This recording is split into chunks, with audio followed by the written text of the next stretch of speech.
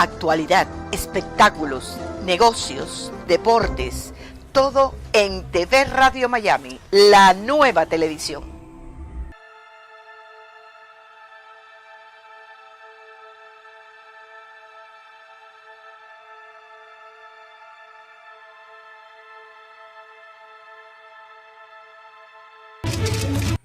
Bien, ¿cómo le va?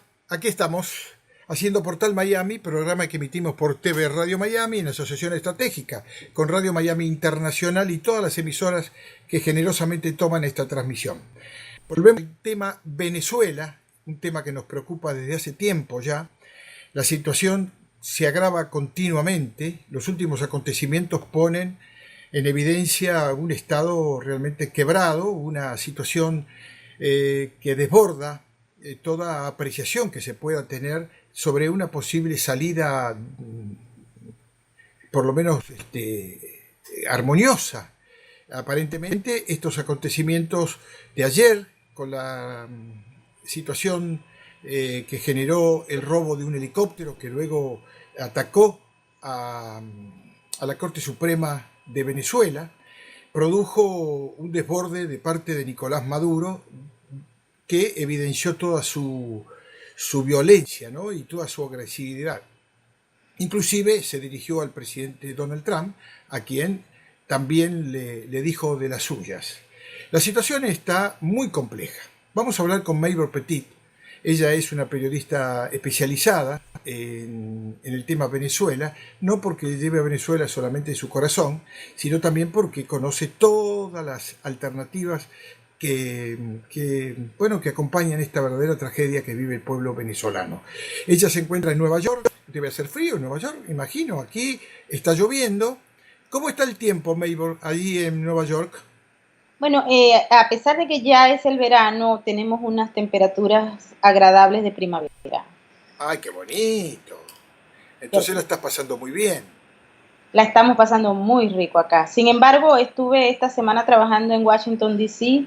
y allá está haciendo un calor bárbaro. Sé que tienes una ubicación estratégica de donde te domicilias, que estás, digamos, a medio camino de Washington y a medio camino de Nueva York. Sí, yo vivo en Nueva York y suelo ir a Washington a trabajar muy a menudo, ¿no? Claro. Gracias a la tecnología estamos a 2 horas de Washington. Qué maravilla, qué maravilla. Bueno, Maybor, ¿cómo ves toda esta situación? Esta trágica situación que empaña la vida de tanta gente. Ya tenemos casi 100 muertos en esta etapa, porque si contamos las anteriores, son cifras que realmente terribles.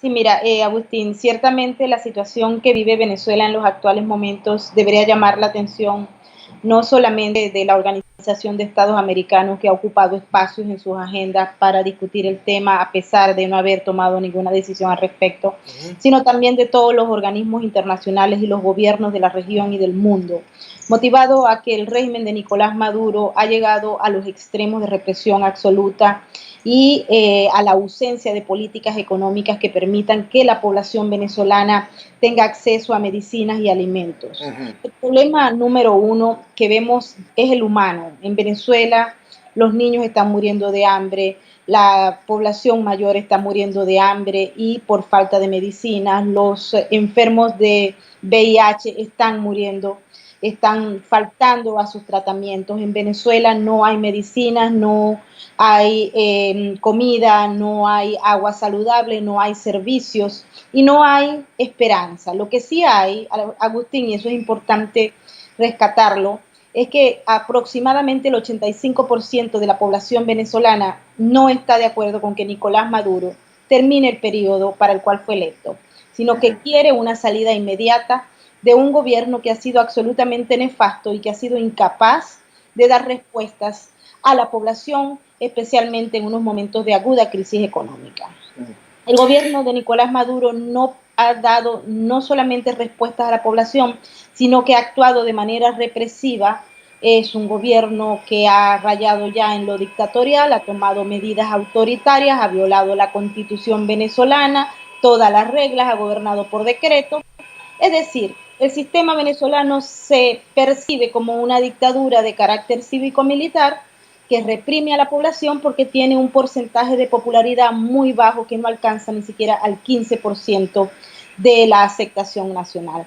Y es por ello que se están presentando estos escenarios que son realmente difíciles, pero lo que más apura en este momento es la grave crisis humanitaria que vive el país y que hay que atenderla para evitar males mayores. La oposición evidentemente tiene una visión que considera que Nicolás Maduro puede haber sido el impulsor de esta situación, de la toma del helicóptero y el ataque a la Corte Suprema, porque busca de alguna manera militarizar las calles. ¿Qué opinas tú en ese aspecto? Importante rescatar, en el día de ayer se produjeron varios hechos que llevaron a la situación de hoy. Número uno, un policía del CICPC, que es la policía del gobierno, se rebeló contra el gobierno. Ya ayer había muchas dudas de quién era este hombre, por qué lo había hecho, etcétera. Hoy en la tarde se confirma que definitivamente el tipo logró, o sea, se rebeló contra el gobierno, pero con un grupo muy pequeño que no hace fuerza. Él agarró un helicóptero y voló Caracas por 2 horas con una pancarta que decía, llamaba a la rebelión, al artículo 350, que es el que está siendo utilizado por la oposición para mantenerse en las calles y buscar una salida inmediata a la grave crisis. Este individuo, después que voló Caracas con la pancarta, que nadie creía que era lo que estaba ocurriendo, porque en Venezuela buena parte de la población no cree en lo que ocurra y lo que haga el gobierno. Se fueron al Tribunal Supremo de Justicia y lanzaron unas granadas sin ningún tipo de consecuencias ni humanas ni hechos materiales, es decir, que no hubo gran cosa. Sin embargo, la gente debe preguntarse por qué este individuo se roba un helicóptero y va al tribunal a tirar unas granadas.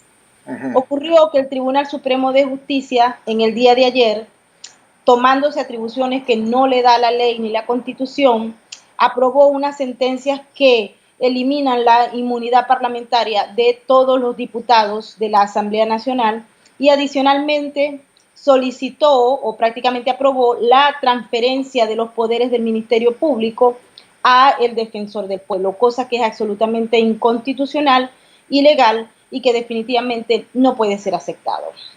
Como todos saben, la fiscal Luis Ortega Díaz se rebeló contra el gobierno también y acusó al gobierno de haber roto el hilo constitucional. Sus atribuciones como fiscal fueron ayer reemplazadas y otorgadas al Defensor del Pueblo, que es un hombre, Tarek William Saab, que ha estado ligado y que ha sido fiel al movimiento que ellos llaman revolución. Es decir, una extracción de facultades de la Fiscalía para ser entregadas a la Defensoría del Pueblo, violando obviamente todas las reglas del poder moral y de la Constitución. Esta es la razón por la cual el hombre del helicóptero va a tirar bombas en el TSJ. Pero paralelamente a eso hubo una situación en la Asamblea Nacional cuando un grupo de militares estaba tratando de introducir al parecer material electoral y algunas armas a la institución, es decir, al palacio donde funciona la Asamblea Nacional. Los diputados no aceptaron y hubo una enorme trifulca entre empleados, diputados y militares. A la final se dio a conocer un video que realmente habla de la pésima situación que hay en materia educativa e institucional en Venezuela.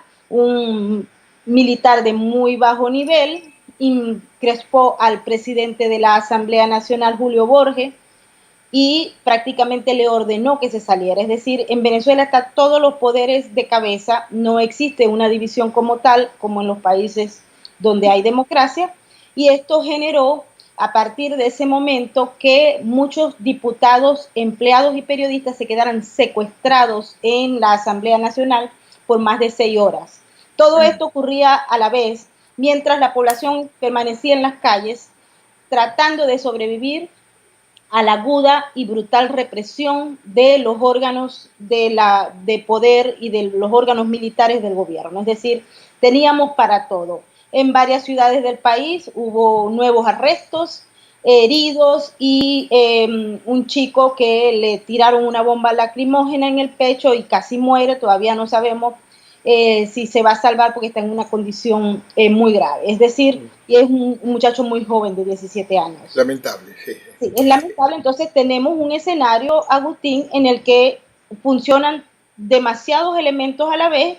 La población está, por un lado, aterrada del futuro que pueda venir, pero a la vez aguerrida y dispuesta a permanecer en las calles. La gente no creyó, el gobierno salió diciendo que había un atentado, que estaba inclusive financiado por la CIA, y que los explosivos, etcétera, venían de los Estados Unidos, cosa que es completamente falsa. Y se vio al final de la jornada como si hubiese sido un montaje que hasta hoy mucha gente cree que lo fue.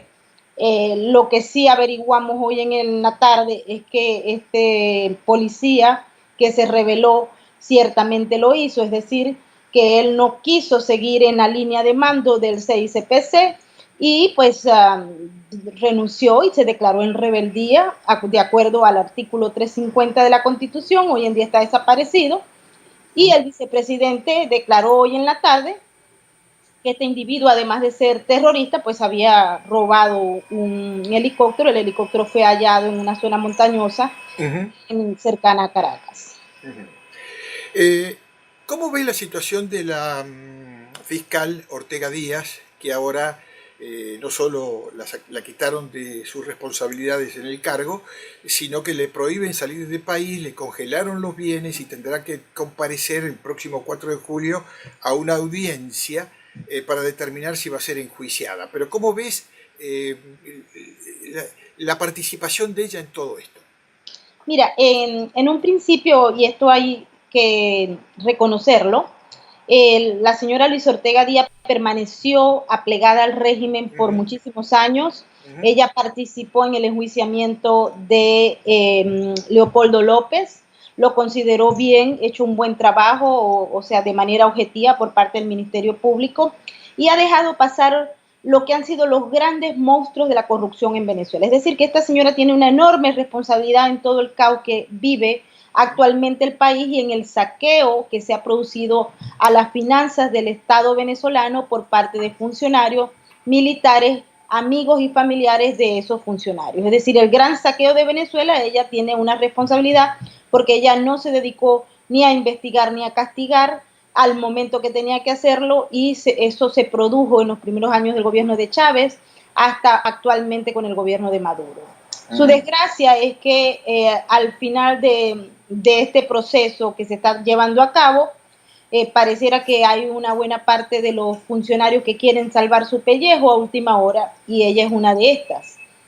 Viéndolo desde ese punto de vista, obviamente es una señora que tiene una trayectoria, expedientes que no hablan muy bien de su actuación como funcionaria pública, pero el hecho de que ella haya despertado y actuado y condenado el gobierno de Maduro, señalando que había roto el hilo constitucional, es un elemento que si bien no la reivindica por completo, definitivamente le da un espacio para la duda y para la consideración. Y demuestra ante el mundo que las denuncias que se hacían al respecto a nivel de justicia en Venezuela, pues son reales, es decir, no eran exageraciones de la oposición.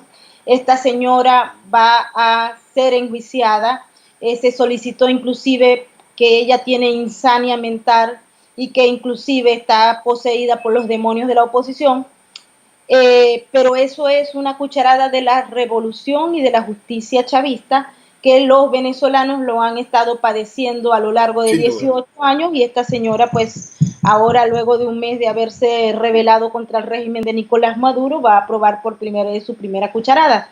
Pero tenemos a Leopoldo López preso, tenemos al alcalde Antonio Ledesma, cientos de presos políticos que hablan muy mal del sistema judicial venezolano y que ponen de manifiesto que definitivamente en Venezuela hay una dictadura y no hay respeto a la Constitución y a las leyes. Sí, creo que de eso no tenemos ninguna duda. Lamentablemente desoyen este reclamo que hacen, incluyendo, por supuesto, a Luis Almagro como titular de la OEA, que ha querido, hasta ha ofrecido su renuncia para poder aportar algo a que esto se resuelva. Mientras tanto, ¿cómo te cayeron las declaraciones de Maduro cuando habla que lo que no se pudo con los votos lo haremos con las armas? Bueno, ya a mí no me sorprende absolutamente nada porque Hugo Chávez también tuvo oportunidad de llegar a esa situación. Es decir, Maduro niega y se niega a entender su realidad. Su realidad es que él es un gobernante fracasado, un dictador que debe abandonar el poder porque la población venezolana lo detesta, no lo quiere. Él fracasó y se tiene que ir. Y cuanto más pronto ocurra mejor, porque eso va a ahorrar muchas vidas. Él no se va a ir a las montañas, él se va a ir probablemente a disfrutar de una fortuna mala vida en algún lugar del planeta donde se le dé un salvoconducto para poder vivir con su familia. Lamentablemente, y esto es importante que la gente lo entienda, que el gobierno venezolano, el régimen venezolano, no solamente es una dictadura, como pudo haber ocurrido en todos los países de América Latina en el siglo pasado y en esta época. En Venezuela, el problema de la dictadura es que está ligada a la industria criminal.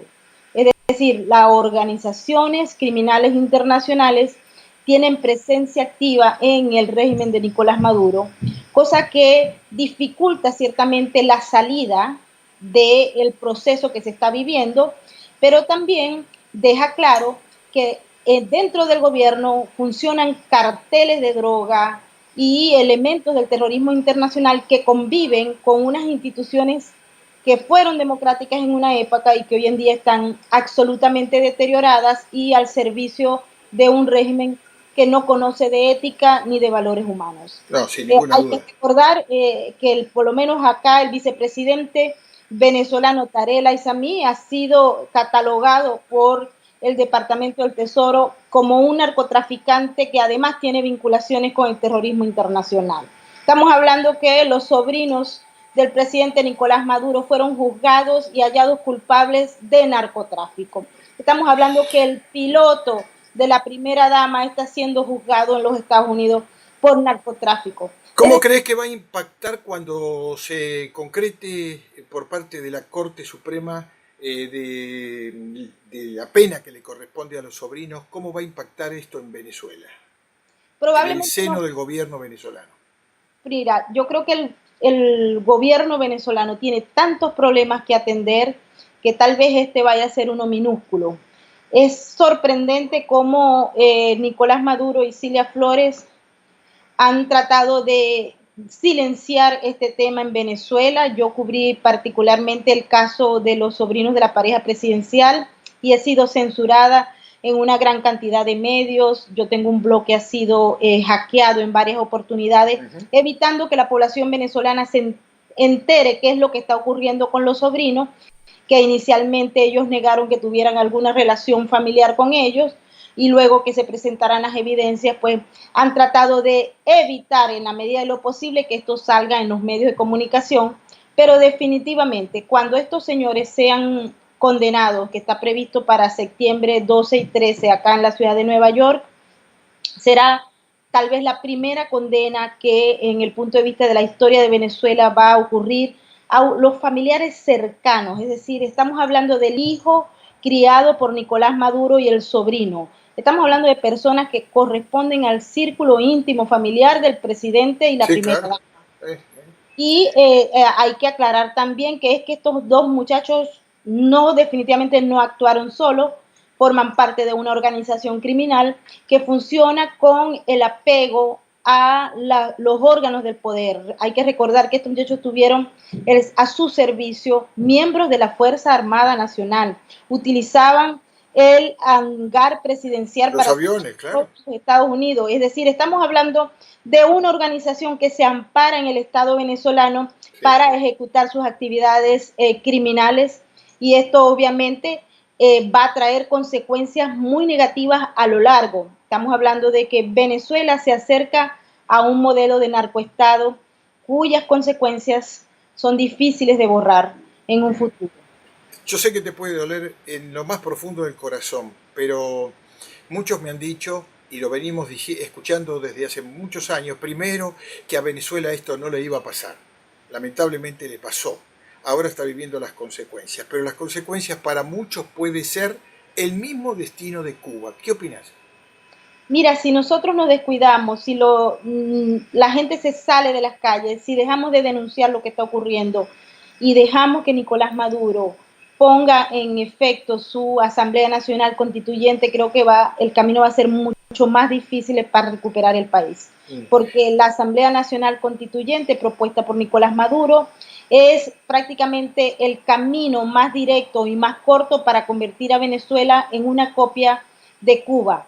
Y hacia allá vamos, pero es importante que la gente sepa que el pueblo venezolano está en las calles y no está dispuesto a dejar pasar la Asamblea Nacional Constituyente. Si tú revisas la lista de los candidatos, vas a conseguir que está toda la gama delincuencial que existe en el país y que forma parte del partido del presidente del partido PSUV.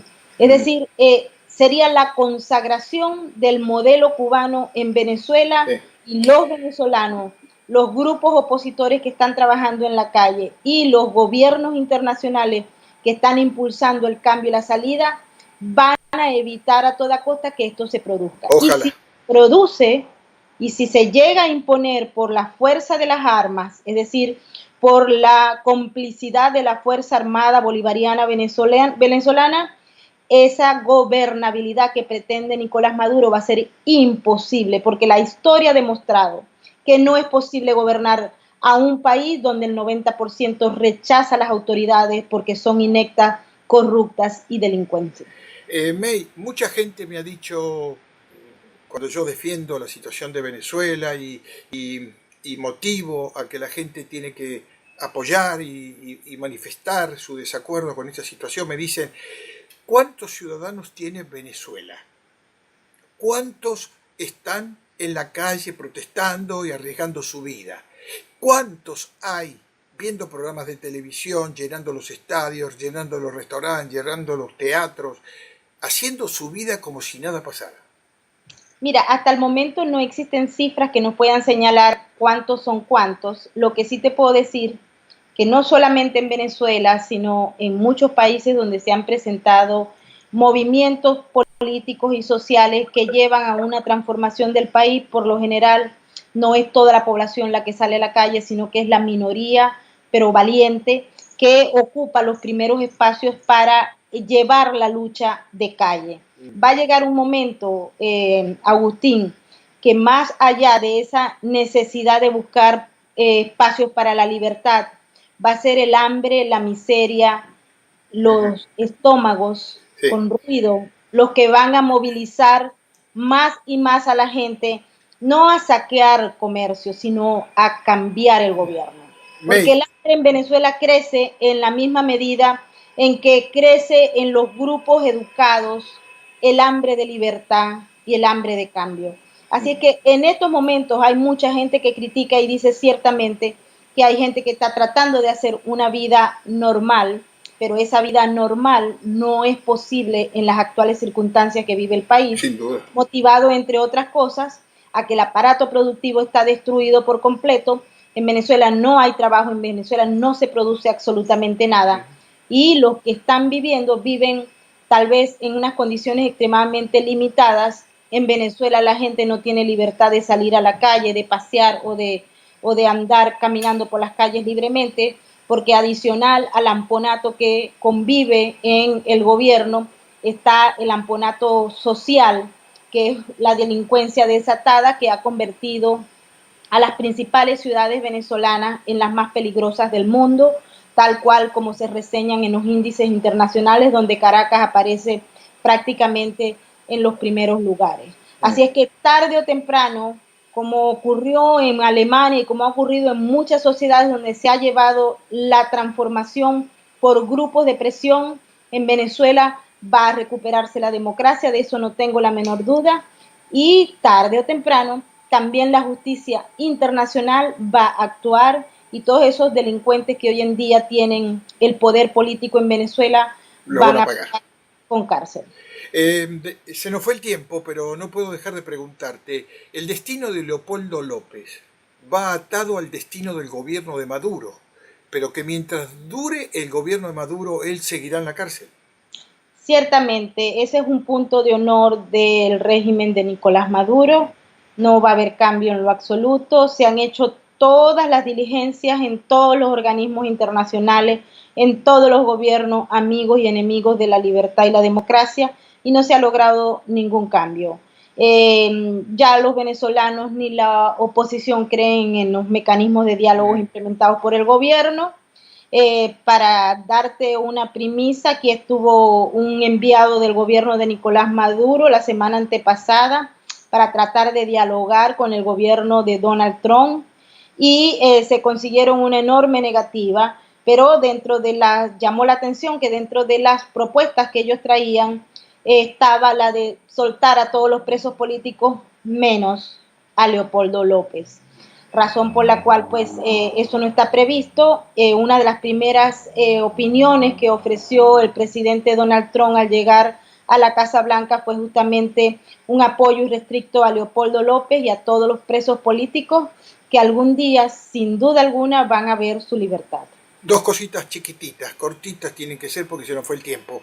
Una, el vicepresidente de Estados Unidos acaba de hacer una declaración y volvió a dar respaldo a la democratización de Venezuela y concretamente dijo que estaba francamente decepcionado por la inacción de la OEA ante Venezuela. Por supuesto, no creo que se esté dirigiendo en la persona de Luis Almagro, que es un absoluto defensor de terminar con esta lacra, pero evidentemente habló de la OEA.